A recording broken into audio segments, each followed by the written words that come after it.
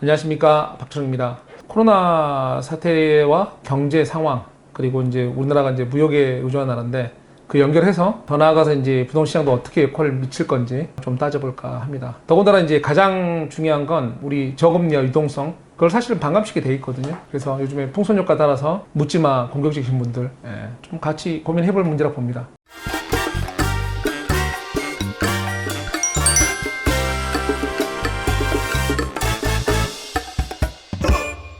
코로나19입니다. 제가 갑자기 스탑이라는 단어를 썼습니다. 그래서 사실은 증상은 사람과 돈의 뭐의 정지? 이동의 정지. 이게 정말 무섭습니다. 그리고 이게 이제 퍼져나가면 경기 악화를 만들겠죠. 달러 전쟁이라든가 돈의 교청처청. 이게 무서운 얘기입니다. 돈이 흐르질 않는 거. 아무리 많은 유동성도, 아무리 뭐 좋은 저금리도, 뭐 돈도 경기 안 좋으면 안 빌려주죠. 차 아무리 많으면 뭐합니까? 도로 좁으면 의미 없죠. 그래서 우리가 믿고만 가는 금리와 유동성을 좀 고민할 때가 됐습니다. 어느 지역에서는. 자, 그래서 이게 부동산 시장 파도가 올 겁니다. 그리고 여기 다시 말씀드리죠. 금리가 낮아도 유동성 얘기도 들었습니다. 돈의 흐름이 정지하면 물음표죠. 그 고민을 오늘 해보는 날입니다. 이제 전제가 가운데 부분이 제 전제입니다. 오늘 들으실 때 항상 머릿속에 담아 두셔야 될 게, 우리는 뭐 하는 나라다? 무역. 싼 원자재 수입에서 뛰어난 인력, 인적 자원하고 기술을 해서 저희가 비싸게 파는, 이렇게 생각하시면 됩니다. 근데 무역은 항상 뭐죠? 쌍방이죠. 나만 잘 되고 나만의 무역 환경이 좋아야 잘 되는 게 아니다 라고 말씀을 드립니다. 그거를 오늘 꼭 기억하셨으면 합니다. 3월 1일이고요. 미국부터 쭉 있죠. 동남아, 중국, 한국, 일본, 홍콩 쭉쭉쭉 있고, 한마디로 뭐다? 전 세계적이다. 지금 이제 61개국인데 전 세계적입니다. 주요 무역 관련 국가들 다 걸려 있습니다. 그래서 이제 지금 전 세계 이슈인데, 전 세계 일인데, 우리나라가만 전투적 대응, 이거는 제가 뒤에 플레이에서 꼭 표시를 한 겁니다. 정말로 저건 인정해야 된다고 봅니다. 전투적으로 정말 투명하게 대응하고 있습니다. 그게 다른 나라 여건하고 비교했을 때 좀 생각하실 게 있거든요. 그래서 좀 넘어가겠습니다. 우리나라 상위 무역 10개국이 된 데이터고요. 그 다음에 이제 보시면 상위 수출, 수입액, 당연히 뭐 뻔한 나라들 나옵니다. 중국, 미국, 독일, 일본, 홍콩, 뭐 이탈리아, 영국 등 유럽 나라들, 그 다음에 우리나라 자랑스러운 대한민국. 그런데 저 나라들 중에서 아까 보여준 거 있잖아요. 제가 오늘 날짜에 코로나 안 걸린 나라 있을까요? 없습니다. 한마디로 무역 상위 10개국, 무역을 주로 하는, 서로 왔다 갔다 교통하는 나라들 대다수가 지금 코로나가 발생을 했습니다. 즉 무역 환경이 대단히 안 좋아지고 있습니다. 저 중에서 가장 강력하게 적극 대응한 나라는 대한민국. 왜냐하면 왜 계속 제가 그 말을 하냐면, 어떤 식으로 하든 우리나라는 극복을 할 겁니다. 투명하고 적극 대응을 하니까. 좀 더 뭐 커질 수는 있겠으나. 근데 옆에 일본만 봐도 아베 아무것도 안 하죠. 저는 일본 국민들 뭐하나 싶습니다. 저 같으면 난리 났습니다. 일본 아베. 원래 싫어하지만 요즘 보니까 정말 답 안 나오더라고요. 자, 다시 확인하지만 이 표에 저 10개국 다 들어가 있습니다. 되게 중요한 얘기입니다. 왜? 무역 환경, 무역을 서로 왔다 갔다 쌍방향에 하기에 지금 대단히 상황이 안 좋다라는 말씀을 드린 겁니다. 어떤 문제에 연결되느냐? 시간. 의외로 우리만 끝나서 끝날 문제가 아닐 수도 있다고 말씀을 드린 겁니다. 코로나 경제 위험은 한마디로 저겁니다. 뭐 한다? 돈과 사람의 이동을 멈춘다. 자본주의의 가장 큰 힘, 돈이 돌아야죠. 돌아야 됩니다. 특히나 하루 벌어 하루 먹고 사는 분들도 의외로 많습니다. 저거를 정지되면 정말 힘든 분들 많아집니다. 증시 당연히 박살납니다. 7천조. 저게 얼마 큰 돈인지 저도 모르겠습니다. 한국 쪽을 보면, 자, 기업들 해외 영업 타격입니다. 산업 현장 스탑입니다. 뭐 여러 가지 이유에서 두 가지 방향이 있죠. 저거는 뭐 초기에는 중국에서 문제되니까 우리나라는 문제 없었는데, 중국 공장 쓰니까 부품 수입 못해서 현대가 섰죠. 지금은 우리 때문에 다른 데가 쓰겠죠.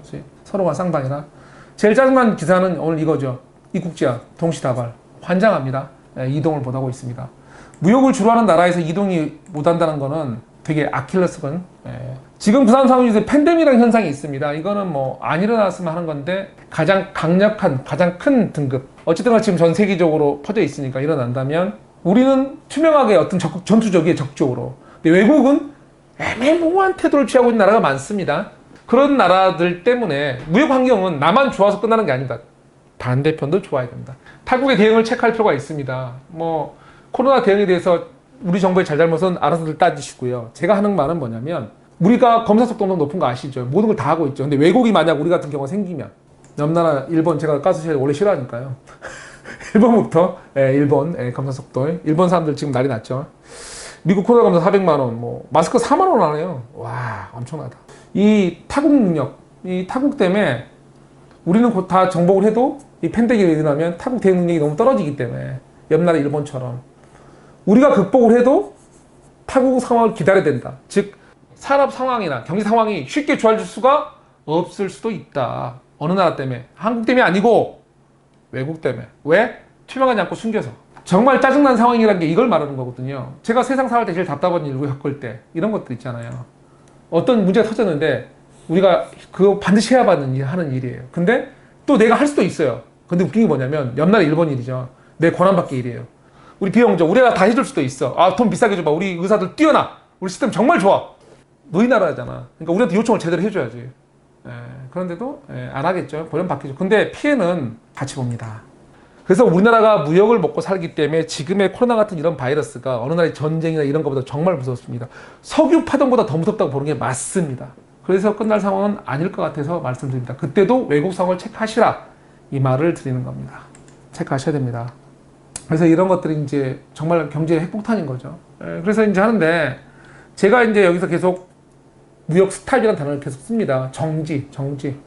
우리나라 요인이 아닌 타국에 의한 장기간 달러 사재기. 사실은 일반 자영업자도 사실 뭐 공짜로 물건 공짜란다 미리 외상으로 받고 그 다음에 이제 장사를 해서 갖기도 하고 기업들도 그러고 은행도 마찬가지. 일반 외국 기업들도 조그만 나라들 보면 외국에서 큰 선진국의 돈을 빌려다가 단기 외출해서 벌어서 돈 갖고 이런 거 하는데 이게 이제 이런 식으로 숨이 막히기 시작하면 돈 필요한 곳이 많죠. 달러 필요한 곳이 많죠.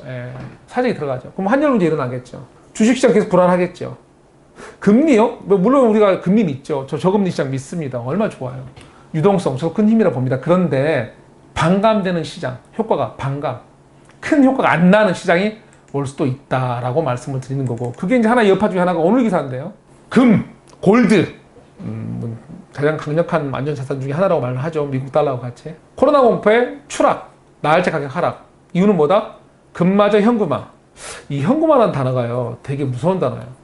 돈의 이동 정지? 이게 자금의 이동 정지를 말하는 거거든요. 보통 우리가 금융위기 때는 겪어보셨죠. 돈 빌려주나요, 은행이? 안 빌려줘요. 물론 이제 그 상태는 뭐 고금리도 기였지만 우선 무슨 말이냐면 이런 동력 경화 같은 어떤 리스크, 사람들이 다 위축될 때. 자, 유동성. 겁나서 금도 투자 못 하는데 다 쟁여둔다 그러죠. 뒤에다 가득 은행이든 어디 집에다 이렇게 가득 쌓아놓죠. 쌓아둡니다. 유동성 커지지만 유동성 효과, 그 힘은 나중에 앉아들면 한번 팡 튀겠지만 그 전까지는, 그 기간까지는 의미가 없다. 그래서 자금의 이동 정지가 되면 이 현금화 의미가 사실은 자금의 이동 정지를 보여주는 것 중에 하나거든요. 사실 저게 극대화되면. 그래서 대응, 뭐 뻔한 거죠. 했던 말 합니다. 무리하지 말자. 지금 정말 무리 함부로 할 때가 아닙니다. 자금의 이동 정지 시간이니까 저금리 효과가 반감되는 시기가 왔다는 말씀을 드리는 겁니다. 저게 심화되면. 그리고 유동성 힘도 마찬가지입니다. 이 돈이 이동해야. 자동차가 우리 대한민국에 아무리 많아야 교통체증이 일어나면 빨리 못 갑니다. 자, 그렇습니다. 그래서 한동안은 정말 무리하면 안 될 시기입니다. 금리와 저금리와 유동성을 너무 계속 믿고만 가지 마시고 좀 체크할 때고 지금 이건 뭐냐면 이제 그러면 회복 시점 때 어떨 거냐로 물어봅니다. 회복 시점 때문에 우리가 지금 사스와 메르스 때 기억해가지고 개미들이 투자를 많이 하셨죠. 주식시장에 공격적으로. 그때 막 올라왔거든요. 회복하니까. 근데 저라면 좀 외국 상황 많이 보겠습니다. 퍼지는 속도를. 너무 빨리 들어가시는 거 아닐지 들어가면 그런 느낌 듭니다. 특히 이제 부동산 쪽으로 얘기하면 지역별로 소득 계층별로 테마별로 다를 수밖에 없습니다. 사실 풍선 효과도 그랬고 모두 마찬가지로 보면 이 기간 안정화된 기간 투자 수익을 치고 빠지게 할 때 안정 기간이란 게 이런 식으로 가버리면 우리 말하는 자영업자 많은 곳들 그 다음에 이제 그런 실수요층이 힘이 약하니까 그런 분들이 자산이 망가지면 쉽게 못 올라옵니다. 근데 그런 지역은 당연히 정부 차원에서도 관리를 더 심하게 해야 되겠죠. 타격이 좀 오래 갈 수도 있습니다. 과거에도 그래 회복하는데 좀 구별을 좀 잘 해서 하시던지 아니면 좀 조용히 계시던지 국가 차원에서도 좀 정부 말을 따라서 좀 방향을 맞추는 게 낫지 않을까 하는 시기입니다. 그래서 우리나라는 무역을 가지고 먹고 사는 나라입니다. 그래서 무역은 쌍방간입니다. 쌍방간이게 우리만 코로나 정복한다고 끝나는 거 아닙니다. 외국도. 근데 외국의 대응이 우리나라처럼 적극적이지 않습니다. 그게 걱정이 됩니다. 예, 그걸 생각하시고 투자하실 때 어떤 이런 판단을 잘 하시기 바랍니다. 오늘 또 감사합니다.